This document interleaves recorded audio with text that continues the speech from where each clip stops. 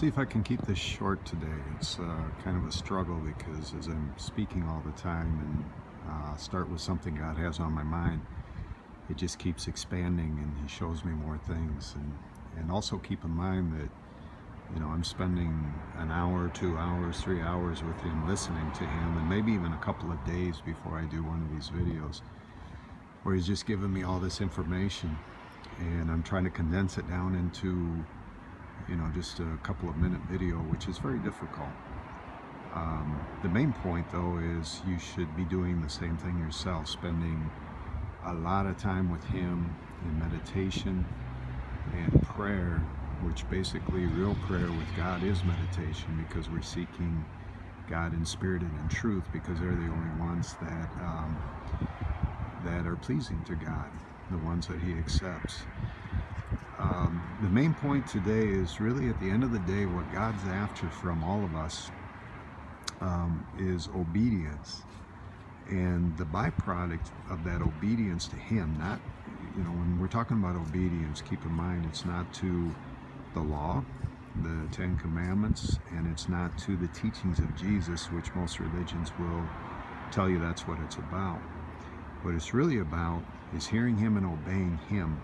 And it's been that way from the beginning, all the way back when Moses led the people out of Egypt. And even before that, even back to Adam and Eve, it was about obedience to Him and His way.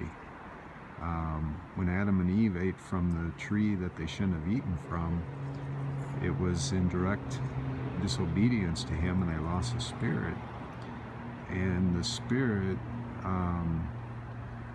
that was their way of communicating with God. I mean, they didn't have to hear from Him every second. They felt His presence and knew what was right and what was wrong. So anyways, the byproduct of obedience to Him is pretty simple, and this is why your life changes and is so much better, and why, if you do things the way He really wants you to do them, where you're not in the corporate world and you're not, practicing things according to the way the world wants you to do it, you'll have success doing things like what I do with real estate. It's really pretty simple how the wealthy are really wealthy, and it's very simple to see why the poor are very poor and getting poorer, and the middle class is disappearing.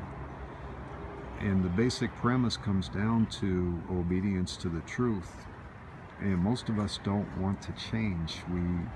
We might hear something and we think, well, that's for somebody else, it's not for me. The truth is for everybody. The result of the truth, if you seek to obey it or you don't obey it, that's the fruit.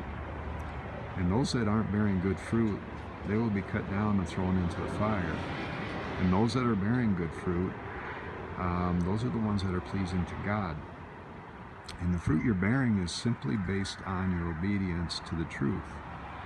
You can't obey the truth in a religion by listening to preachers and other people, by singing Christian songs, most of which have a bad meaning, don't even tell the truth, practicing politics, doing your corporate job, whatever it is you're doing, even raising your family. If you put your family first in front of God and the truth, all of it might sound like, okay, well, I'm doing what I'm supposed to do, and that might be true, but God holds you to a very high standard, and any person that is going to be His son or daughter has to live up to that standard, or they do not enter into the kingdom of God. No matter what a religion tells you, you will not enter into the kingdom of God unless you're bearing good fruit. And again, the fruit that you bear can only be done by one way: Jesus. He is the way, and He is the truth, and He will tell you the truth, and then He expects you to do it His way.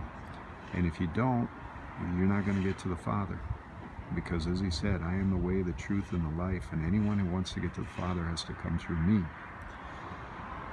We try to do it different ways, through our religion, through our own beliefs, and we don't want to come to Him because most of us just don't want to change. We're okay with the way life is. And so we struggle financially, physically, spiritually, emotionally, mentally, and wonder why. And the reason why is because you don't want to deny yourself and do it somebody else's way. That's all what Jesus wants, to do it his way, and he'll do the rest. He's the one that's going to shape you and mold you and fix you and get rid of the sinful life that you're living and make you holy and a saint, and so that you are pleasing to God and can enter into the kingdom of God and live with him united. Peace to you. And as always, and hopefully this message really drives this point home, seek first the kingdom of God and its righteousness, and then everything else will be given to you.